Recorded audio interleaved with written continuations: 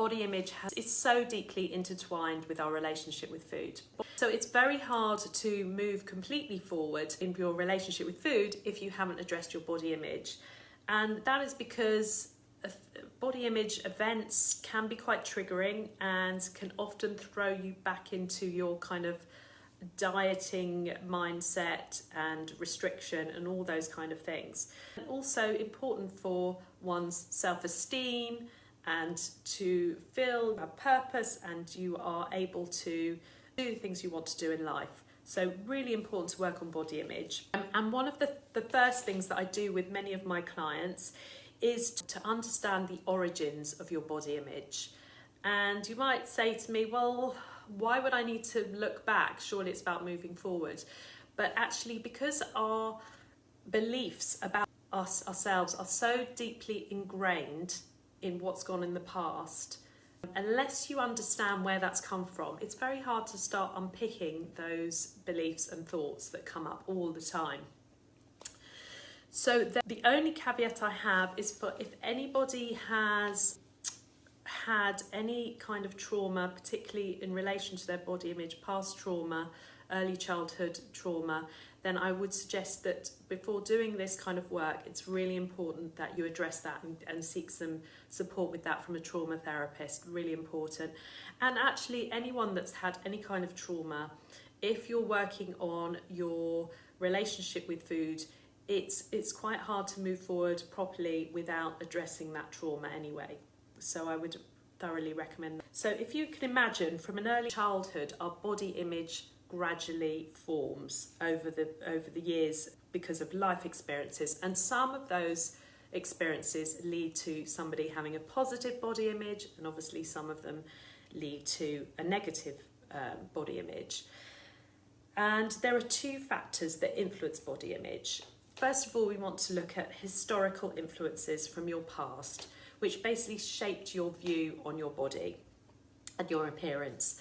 And the other one is the current influences, so the events and the experiences in everyday life that basically determine how you think and react to your looks. And today I want to talk to you about the historical influences. If you think by 2 years old, children we have all had our own self-awareness, can recognise ourselves in the mirror, and gradually we begin to reflect on how others view our appearance. And there are a number of historical factors that really govern this development. The first one is the cultural factors, and these are the media messages. So if you think of preschool, kind of what society dictated to us, our physical appearance was probably, influenced by things like Barbies, like superheroes, things that we saw on television, such as, if you think about people in larger bodies, were always, particularly then, still now, portrayed as the baddie, or the person who is basically not viewed in such a positive light. So there are a lot of very early influences in our life that can already start to have an impact. If you think around the last 40 years or more, the thinner body type has been promoted as the standard of beauty in our society. If you think about models and actresses and people in the limelight, they've all become thinner, whereas the majority of the female population has become larger. So there is a lot of these influences to unpick, but what's key to understand is that the societal standards can't harm you unless you buy into them. So you can work on that. It's around not adopting these ideas and pressuring yourself to feel like you have to live up to those societal standards. It's really important to note that other people do not judge you as harshly as you judge yourself. There's been numerous studies that have shown that many people demand more physical perfection of themselves than others truly expect. Because I know that I get that from many of my clients. Say to me, I know what are people thinking of me? These people are thinking, oh, you're big and greedy, or all of these negative things. We know from studies that actually it's very much the person you as an individual who is judging yourself more harshly, oh, that's the cat, than anybody else. The second one is interpersonal experiences. So that's your family and your peers. And if you think about our parents, what they teach us about our body growing up. Now, if your parents, your mum, particularly mums, I have to say, not to blame them, but often they talk about how unhappy they are about parts of their appearance or their weight. Often they are talking about being on diets. This comes up all the time. Sometimes they may have talked about you going on a diet or even put you on a diet. That has a massive impact on your body image. And so very, very much linked as your body image as an adult. Research again shown that those who experience weight stigma in early years has affected them both psychologically, their relationships and their body image. So we know for a fact that that has a big influence. The third one is your physical characteristics and changes. So if you think about probably the biggest change that we as women go through is during puberty, and the human body changes dramatically. And this is the time there is also that intense preoccupation with our looks. So those two tied together can make things difficult. If you felt that you as a teenager and adolescence had social inadequacy because of how you perceived how people thought you looked, about your appearance, then that can have a big impact.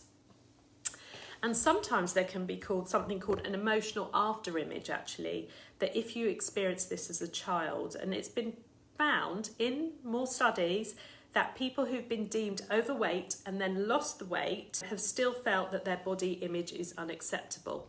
On the flip side, you might find some people whose appearance you really envy actually far unhappier with their looks than you might think.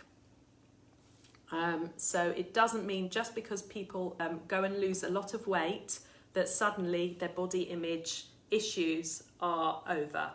It absolutely doesn't, and I've seen that many, many times with people, but the research tells us that. And then the fourth area is personality traits, and they can either influence how at risk you are to poor body image or how resilient you are to developing poor body image.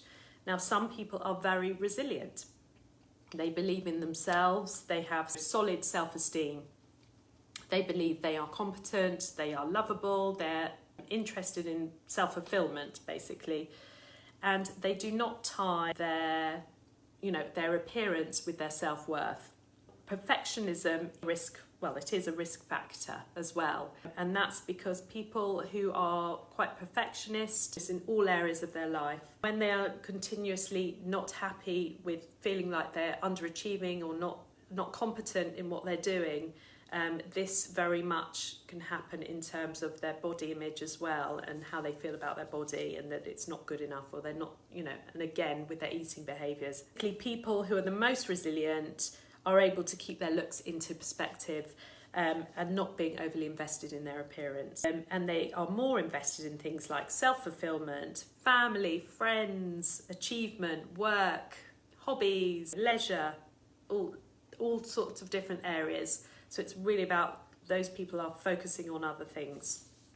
So it's worth having a think about where you think your body image problems arose from, or where did your body image come from, depending how you feel about your body. And if you feel you have a negative body image, start to think back in the different stages of your life, whether it's pre-puberty, after puberty, around adolescence and later in life. Where do you think that your major body image origins came from? And it's not about blame. As I said, it's not about blame, it's just about understanding. So then you can start to unpick those beliefs.